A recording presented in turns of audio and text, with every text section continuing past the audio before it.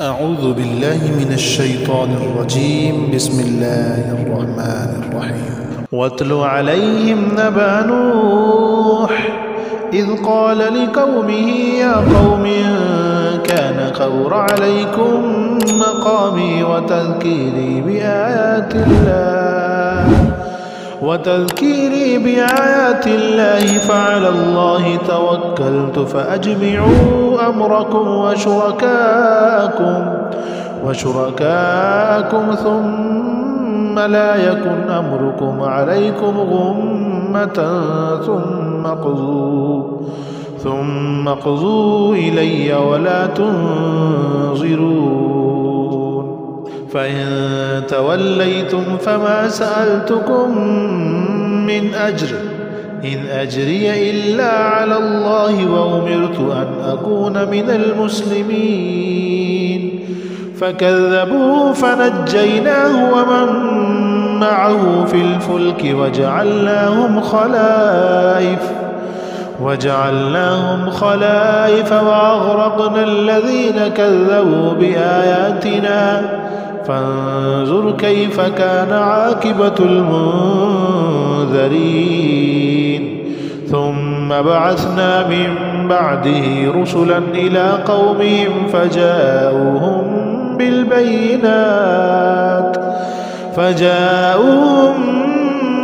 بالبينات فما كانوا ليؤمنوا بما كذبوا به من قبل كذلك نتبع على قلوب المعتدين. ثم بعثنا من بعدهم موسى وهارون إلى فرعون وملئه بآياتنا فاستكبروا وكانوا قوما مجرمين. فلما جاءهم الحق من عندنا قالوا إن هذا لسحر مبين.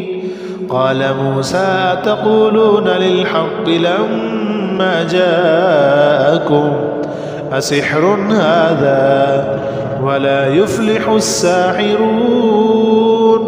قالوا وجئتنا لتلفتنا عما وجدنا عليه آباءنا وتكون لكما الكبرياء في الأرض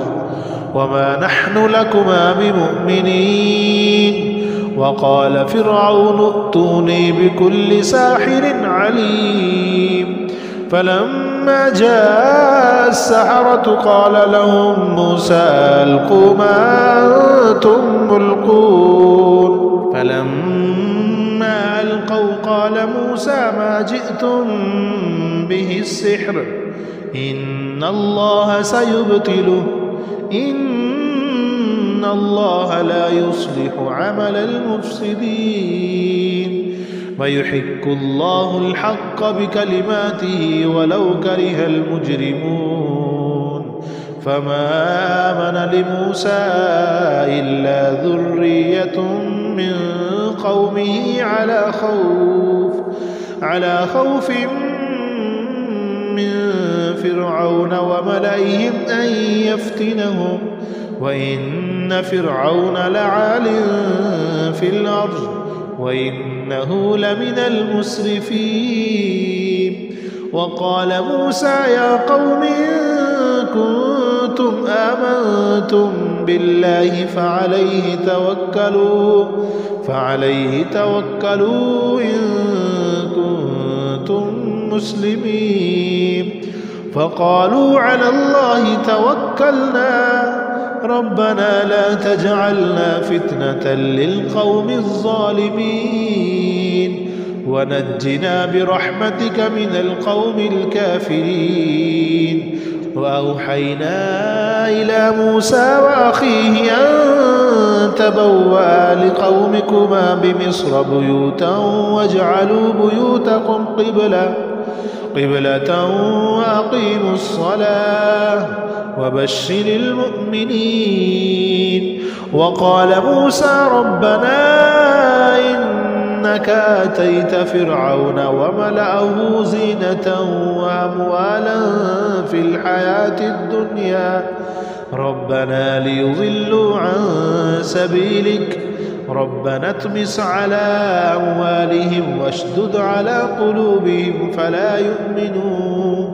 فلا يؤمنوا حتى يروا العذاب الأليم قال قد أجيبت دعوتكما فاستقيما ولا تتبعان سبيل الذين لا يعلمون وجاوزنا ببني إسرائيل البحر فأتبعهم فرعون وجنوده بغيا وعدوا حتى إذا أدركه الغرق قال آمنت أنه لا إله إلا الذي آمنت به بنو إسرائيل وأنا من المسلمين الآن وقد عصيت قبل وكنت من المفسدين فاليوم ننجيك ببدنك لتكون لمن خلفك آية وإن كثيرا من الناس عن آياتنا لغافلون ولقد بوأنا بني إسرائيل مبوأ صدق ورزقناهم من الطيبات فما اختلفوا حتى جاءهم العلم إن ربك يقضي بينهم يوم القيامة فيما كانوا فيه يختلفون فإن كنت في شك مما أنزلنا إليك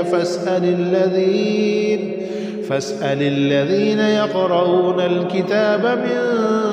قبلك لقد جاءك الحق من ربك فلا تكونن من الممترين ولا تكونن من الذين كذبوا بآيات الله فتكون من الخاسرين إن الذين حقت عليهم كلمة ربك لا يؤمنون ولو جاءتهم كل آية حتى يروا العذاب الأليم فلولا كانت قرية آمنت فنفعها إيمانها إلا قوم يونس لما آمنوا كشفنا عنهم عذاب الخزي في الحياة الدنيا ومتعناهم إلى حين ولو شاء ربك لآمن من في الأرض كلهم جميعا أفأنت تكره الناس حتى يكونوا مؤمنين وما كان لنفس أن تؤمن إلا بإذن الله ويجعل الرجس على الذين لا يعقلون قل انظروا ماذا في السماوات والأرض وما تغني الآيات والنذر عن قوم لا يؤمنون فهل ينتظرون إلا مثل أيام الذين خلوا من قبلهم قل فانتظروا إني معكم من المنتظرين ثم ننجي رسلنا والذين آمنوا كذلك حقا علينا ننجي المؤمنين قل يا أيها الناس إن كنتم في شك من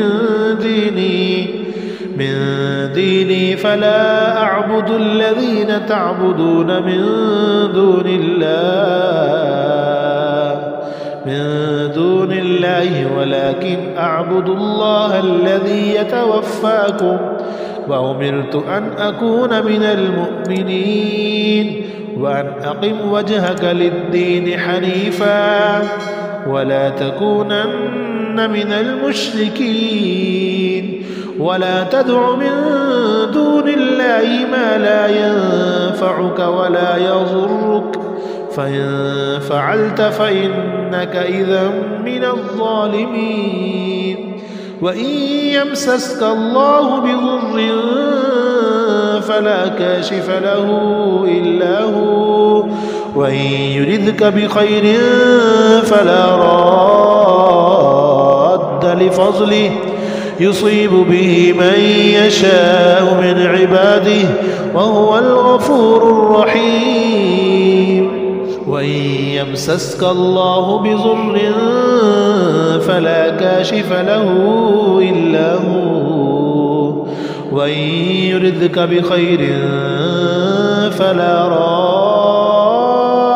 لفضله يصيب به من يشاء من عباده وهو الغفور الرحيم قل يا أيها الناس قد جاءكم الحق من ربكم فمن اهتدى فإنما يهتدي لنفسه ومن ضل فإنما يضل عليها وما أنا عليكم بوكيل واتبع ما يوحى إليك واصبر حتى يحكم الله